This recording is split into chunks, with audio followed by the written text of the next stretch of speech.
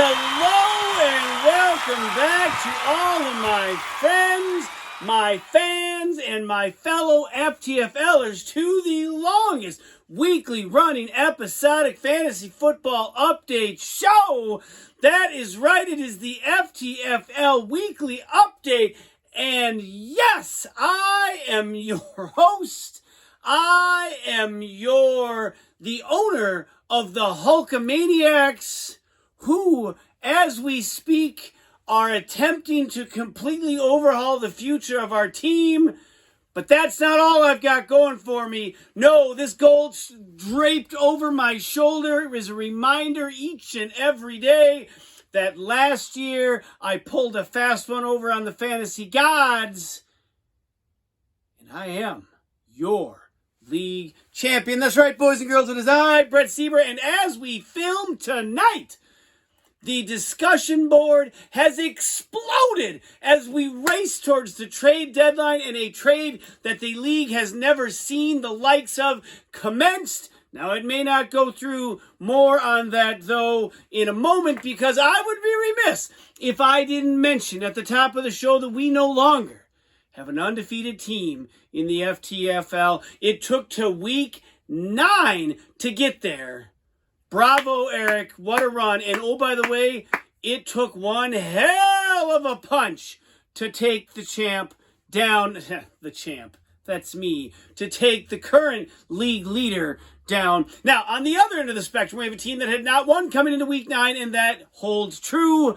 Okie dokie, here we go. Now, fan mail, more fan mail. I gotta believe the mailbag will be busted next week after the events of this week. Then again, who knows? Maybe everyone will stop watching completely, and I'll just be talking to myself. However, I'm not entirely sure how that would be different than what I'm doing currently. Last week, in week 9, not one but two incomplete lineups. Teams that had started players who were not going to play. That is $5 a team. That is $10. Cha-ching! Into the pot it goes. Again, folks, the rule exists so that people aren't doing this. I get it. Listen, my team is 2-7. Do I want to keep picking up players? Do I want to keep filling roster spots? Not really. But as the champ, there's a certain level of integrity. And really, even if you aren't the champ, because there's a reminder, I'm the champ. But if you're not the champ, integrity should be the law of the land. Now, I know that I say that, and there are people who are screaming at their screen saying, integrity, Mr. Champ, whatever do you talk of? Because that trade you're attempting to pull off is anything but. Before we get to that, one other trade of note, TJ Hawkinson in the 7th going to Markser and Jonathan Taylor. Oh, how far we've fallen. A 7th round pick in Hawkinson for Jonathan Taylor, the greatest player in fantasy last season. Woo! Markser trying to bolster a playoff potential push. Matt hoping he has a keeper going into next year. Now, on to the big one, the big trade. John trading his entire roster of players to me for my entire roster of players. Now, I know I've been flailing about this year looking for answers anywhere I could find them, and it left me with, honestly, one keeper. One keeper on my team. John offered me an opportunity to have an entirely different roster who I feel might have some more options than I currently have. Add that to the draft capital I have, and I felt, you know what? This is a deal, sure. A hefty price tag, but one that seemed to make sense. Now, I understand it is silly. It's silly for one team to swap with another team. It's even more silly to throw a bottle of Jameson. What am I talking about? There's nothing silly about a bottle of Jameson. However, if this trade isn't your fancy, which apparently, according to early voting, it isn't, that's fine. That's okay. I'm not going to be mad. I'm not going to be upset. I'm going to go on just being the champ. Woo! That's right, boys and girls. I'm going to go on having great day after great day after great day because of this piece of gold right here. Now, into the games, two teams that are hoping, and let's be honest, in this league, yes, D's Nuts is coming on strong. Sure, mixing cocktails, not the highest scoring team in the league, but finding ways to win. There are, though, two teams who are head and shoulders above all of the rest, and that is the Pack Attack coming in at 8-0, taking on Make America Great Again, coming in at 6-2. Davante Adams, newly acquired for a first-round pick. Sid doing everything he can to load up Eric. Eric, by the way, just sitting tight. He's got the guys he kept. He's got the guys he drafted. And all he's doing is continuing to be the highest-scoring team in the league, except for this week.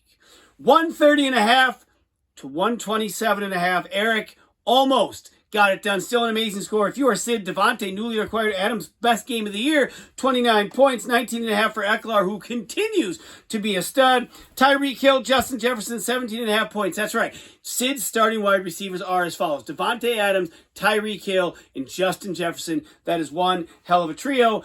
Stupid-ass necklace-wearing punk Kirk Cousins with 16 points. Ramondre Stevenson, 11.5. Now, not a bad score for Ramondre Stevenson. 11.5. Hell, I'd take 11.5 points a week per running back. I can't even find touchdowns, let alone 11.5 points a week.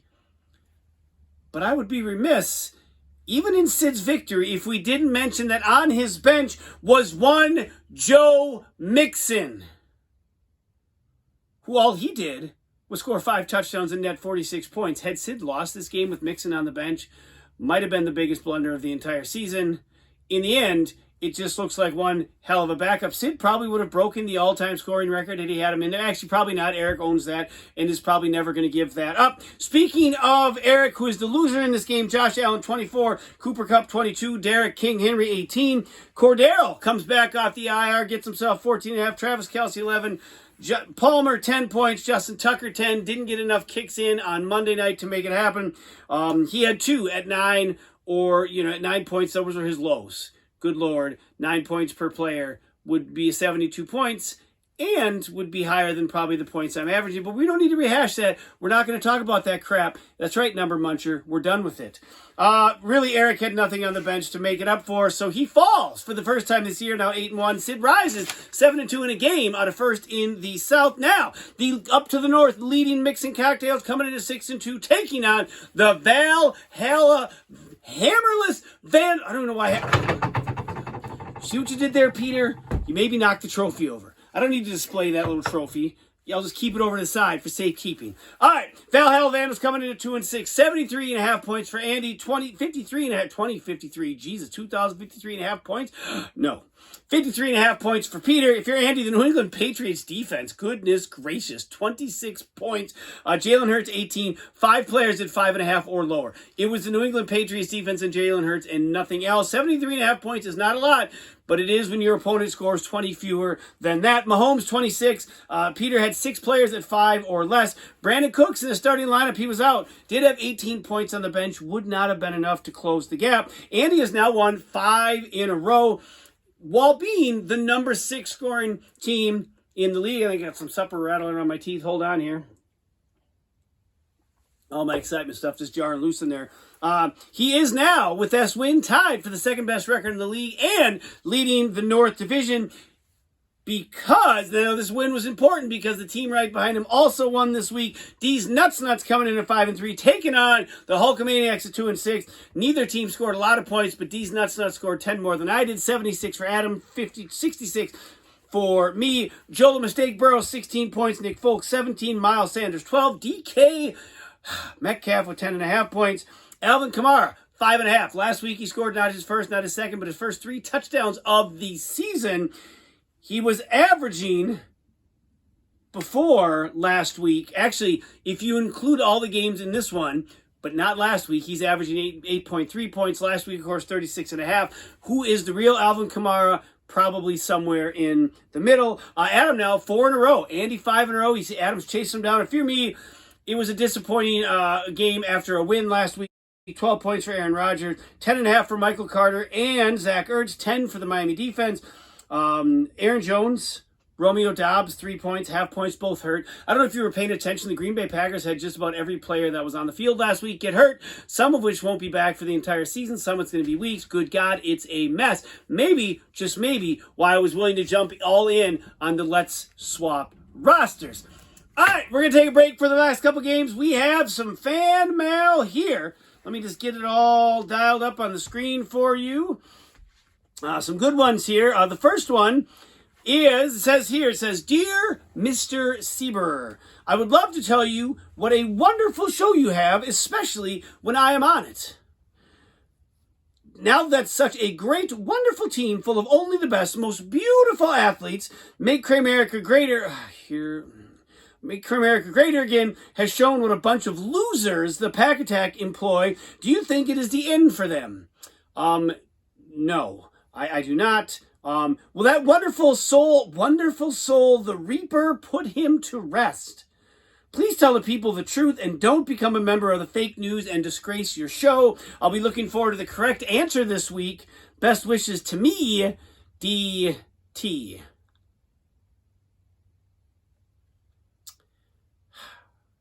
First and foremost, DT. Eric's team is still, in my opinion, a better team than Make Cramerica Great Again. Yes, the trio of wide receivers is going to be tough to stop. However, Eric's team, top to bottom, I still believe to be better. The wonderful soul, the Reaper.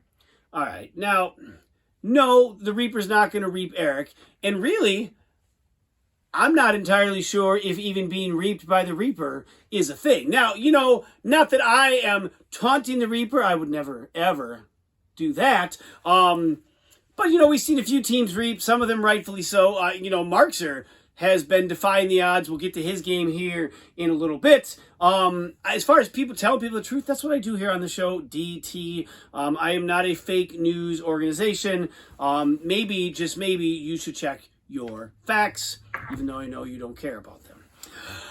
All right, well, that was an interesting piece of fan mail. Next up, we have a piece of fan mail. Now, this one I actually copied over on paper.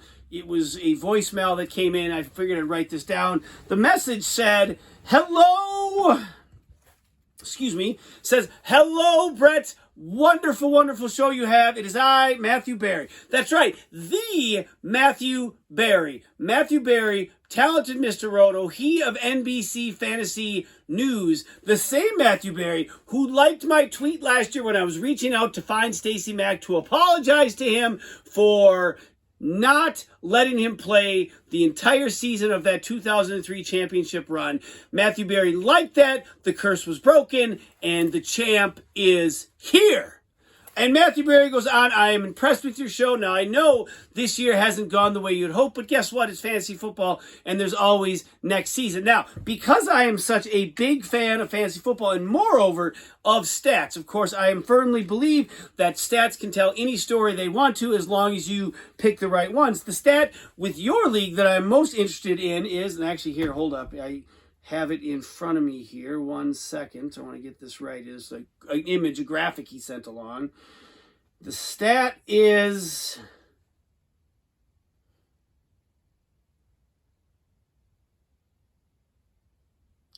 It's the damn chart again. What the heck? This... Matt 585, John in 2017, 617.5, Brett 627, Peter 628.5 through 9 weeks. Lowest scoring efforts. See, I told you last week, Number Muncher, you're done with the games. No one cares about your stupid chart. No one cares about who's the top of the bottom or the bottom of the top or whatever you want to do with the bottom or the top. I don't care. We don't care. Stop contacting me. Stop lying. I'm done with you, Number Muncher. All right, well, on to the last couple games. Coming up next, Mana, 4-time Lucky Pants, breaking and entering title-stealing champ, thieving McThief-face champ, Mana, coming into 4-4, taking on Dickweed of 3-5, and Dickweed got smooth doubled up. 116-53, Markser, after being reaped now, has got 2 wins in a row. Kenneth Walker the third, 21.5 points, Travis Etienne, 21 points, and all of a sudden, Markser's got a backfield that doesn't include Jonathan Taylor. Of course, he's gone now. Juwan Johnson and Suckup both had 13 points. Jalen Waddle, 12.5. Jack Lamar, 12 points. Another down week for Lamar, but it didn't matter. DeAndre Hopkins, A.J. Brown, both with a smooth 10 points. Justin Fields on Jeff's bench, 42 points. Who knew? Who knew Justin Fields had it in him? Maybe, just maybe, he's turning a corner. Dickweed, on the other hand, definitely not. Cole Kmet, best game of his career, 16.5 points. Khalil Herbert of the same Bears team. When you're relying on the Bears for your offensive outpouring, granted, I'm relying on the Packers, so maybe I shouldn't say anything. 5 players at 5 or under for John, including J.D. McKissick, who was in John's lineup but not playing. One of the offenders was he. He falls to 3-6. Jeff rises to 5-4. Lastly, another team coming in at 4-4. The Radioactive Monkeys taking on the Architect at 0-8. The Radioactive Monkeys only scored 58.5 points. That wouldn't have beat anyone else in the league. Maybe Peter? Yep, it would have beaten Peter. Go figure. But you don't have to beat everyone else in the league. Who do you got to beat? The team that's directly in front of you each and every week. And that team this week was the Architect, who only scored 54 points. If you're Saltmarsh, Kyler Stupid Face Murray, 18 points. No one else in double digits. Dallas Goddard was 16 on the bench. If you're Matt, Derek Carr with 20 points. TJ Lockett, 12.5 points. 6 at 5 or lower. Darnell Mooney, 11.5. Christian Kirk, 14 on the bench. Could have played either one of those guys and would have won. Would have gotten off the schneid. Instead, you didn't. Khalil Herbert notched to 0. He's been averaging 8.7 points a week. 0. Had he done his average, had he done half his average, you would have won. Anyways, you didn't. Kind of the way your season's going. On to the stud, the dud, and the cringy. And then we shall wrap this up with Week 10 matchup. Stud of the week, this was an easy one. New player on a new team with a huge victory. Devontae Adams, 29 points. Dud of the week, Khalil Herbert, 0 points. Had he done something, anything, he probably would have helped Matt out. Cringy, Peter started Cook, he was out. John started McKissick, he was out. Matt didn't start Darnell Mooney or Christian Kirk, could have won. Sid sat Joe Mixon. John and I swapped teams. Cringies all around, I guess, depending on who you're talking to for that last one. Cringies all around. I don't know who the front runner is going to be. I'm going to guess is probably one of the 3 teams who are not going to maybe get to 1,000 points on the season and join the Saltmarsh Club. God, I hope I somehow pull this together, but I'm not going to hold my breath. All right, 1 week after Eric faced Sid and got beat, he goes into the cage, into the octagon against the North Leading Mixing Cocktails at 7-2. Eric coming to 8-1. That is a huge and potentially Fantasy Bowl preview. Next up, Macon Kamara again coming in at 7-2, taking on Mana 4-time Lucky Pants, breaking and entering championship title. Thievey McThief-Face champ Mana at 5-4. D's Nuts coming in at 6-3, taking on the Valhalla Vandals at 2-7. Radioactive Monkeys coming in at 5-4, taking on your beloved Hulkamaniacs, who are 2-7. And lastly, but certainly not leastly, Team Dickweed at 3-6. Is this your shot, Matt? Is this the week you finally get on the board? Hard to say. We'll see. And with that, folks, we have ended the show. I'm super curious to cut the feed, go back and see how many millions of texts have come through, see if the trade has happened. Maybe next week I come to you with a brand new team. Maybe I come back with the same old, same old. Regardless, I will be back. I will see you next time. And until then, my friends, peace. Yeah, I know what I said last week, but no, man, and I've been trying my best on the show to like put up a facade and really just pretend it's not a big deal. But come on, I mean, picking off people left and right. I can't imagine I'm too far down the list, if not next. And so I need you here. We need to be done with the LaFleur and all that stuff. It doesn't seem to be working anyways.